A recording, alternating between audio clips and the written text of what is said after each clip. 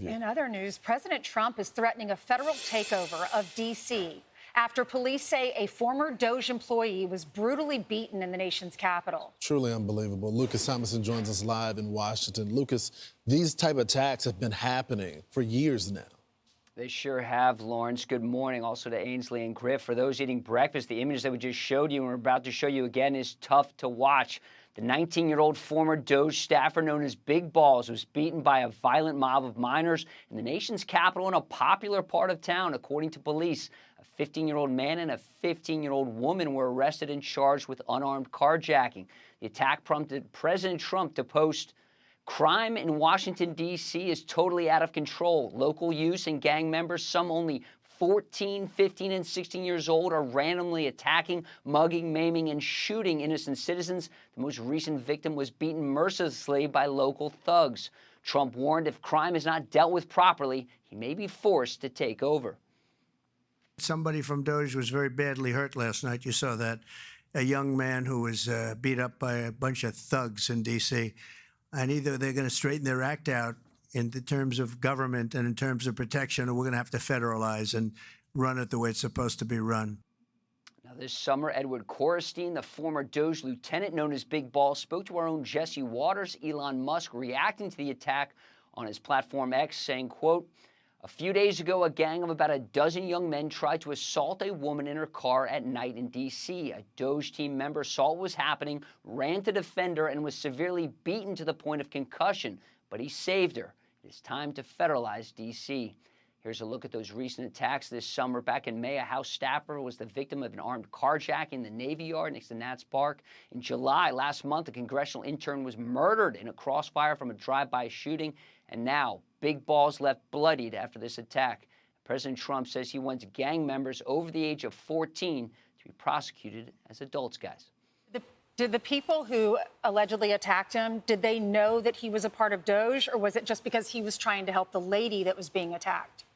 The latter, Ainsley. It appears this attack happened about 3 a.m. on Sunday, early morning. It happened on 14th Street, just north of Le Diplomat, other popular restaurants in Washington. It's probably one of the most popular parts of town, Ainsley. It appears to be because Mr. Coristine stepped in to try to save this woman from being carjacked, which he was successful in that endeavor. He was attacked for stepping in. He did also save his girlfriend, who he put in his car before stepping in.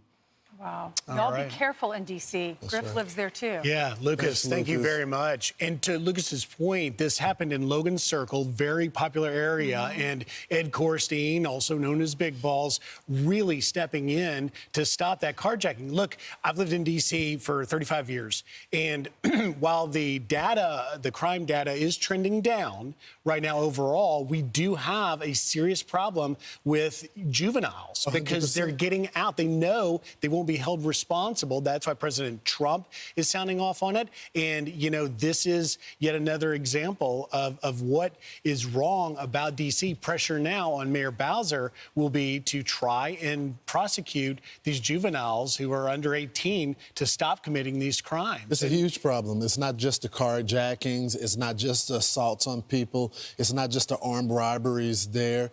But there's an enforcement problem, and you can't have law enforcement that are activists. They got to be able to do their job. Look, I spent some of my career working in juvenile court. I have immense passion for the young people and turning their lives around. But one thing I found when I did work there is that there has to be consequence, or they continue to repeat. And we finally got some hope in New York City, Ainsley, but it looks like if they elect the next mayor, things could change. Yeah, Eric Adams doesn't do everything perfectly, but he was a mayor that came in and he used to be a law enforcement officer. So now he's the current mayor. He's running as an independent, and he's running against Zohran Mamdani, who in the past has said he wants to defund police, but he's attempting to pivot from that. He was commenting yesterday. We're going to play that soundbite in just a minute after we show you these stats, because it looks like under Eric Adams and our police commissioner, the crime in New York City is down almost 5% from where it was last year. Look at the murder numbers are down almost 26%, robbery down almost 12%, felony assault down 1.4%, burglary almost 4%, auto theft almost 4%, and transit crime 2%, shooting incidents down 21%. You got to give credit where it's due, because as someone that is a part of law enforcement and talk with sources all the time, there was a question mark by Eric Adams' name, because although he was a cop, he was critical of cops in the past. But if you talk to cops today, they say he's been one of the most pro-law enforcement cops they've seen in the last decade in New York City. And the proof is in the pudding. And I believe that the numbers would be down even more if you had DAs within the city that would be just as aggressive as the cops. So the cops are doing their job arresting these people, but a lot of these DAs are letting them back on the street. But even with the enforcement, you see the numbers going down. Yeah, here and Griff, it's very rich that Mom Donnie goes to this event yesterday talking at the NYPD, right, or with the NYPD. Well, he has to recognize the numbers. Here's what he said. I'm thankful for the reduction in crime across our city, and also to see it as part of nationwide trends where we're seeing much of the same, and the knowledge that we still have more work to do. It's important to celebrate that which has been done, that which has been achieved, and also know that we continue to strive for a city that is free from the kinds of mass shootings that we saw last week, that is free from the violence that still afflicts far too many New Yorkers. But the New York Post editorial board is not buying it for a second. Here's what they write. They say the tide can readily turn back if Mamdani wins in November, even if he's abandoning his years of anti-cop, anti-policing, anti-NYPD rhetoric. He's still pushing extremist policies well to the left of de Blasio's. For Mamdani and his movement, the great tragedy is that cops are arresting people again, hand him the keys of Gracie Mansion, and he'll put a stop to that. Well, it's going to change overnight. You're going to have law enforcement officers that quit the moment that he becomes mayor because of his rhetoric toward them.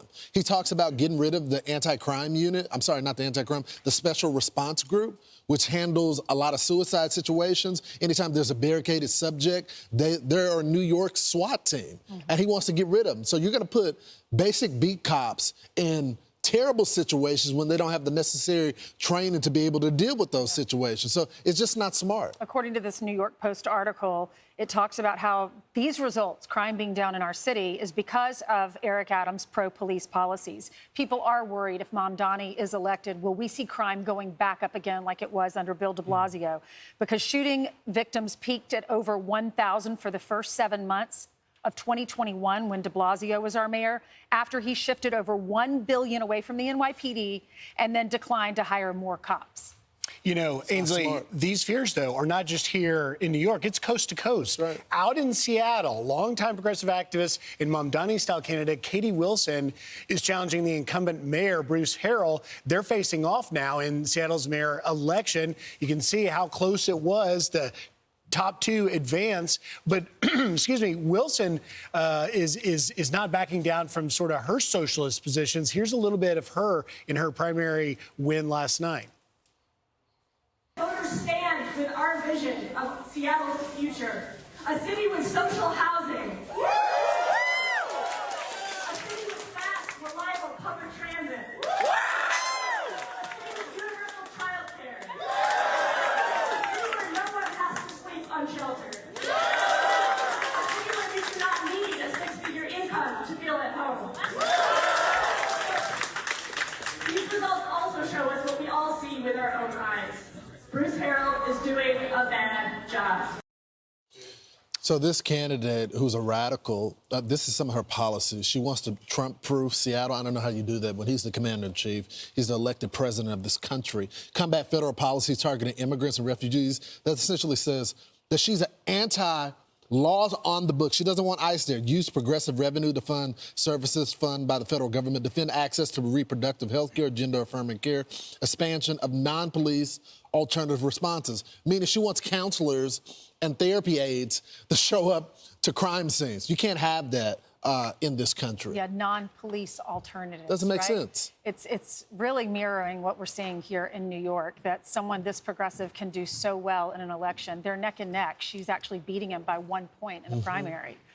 You included in your report, I'm sorry, Griff, also the Minneapolis guy that won as well. So this is going all across the country. Omar Fattah. That's why I was saying it's coast-to-coast fears that there's this far-left socialist thing catching on, and we'll see. I mean, alternatives to law enforcement, doing law enforcement, isn't going to add up. It never does. It's been tried in the past, and it doesn't work. And now we'll see how these cities deal with it. I'm Steve Doocy. I'm Brian Kilmeade. And I'm Ainsley Earhart. And click here to subscribe to the Fox News YouTube page to catch our hottest interviews and most compelling analysis.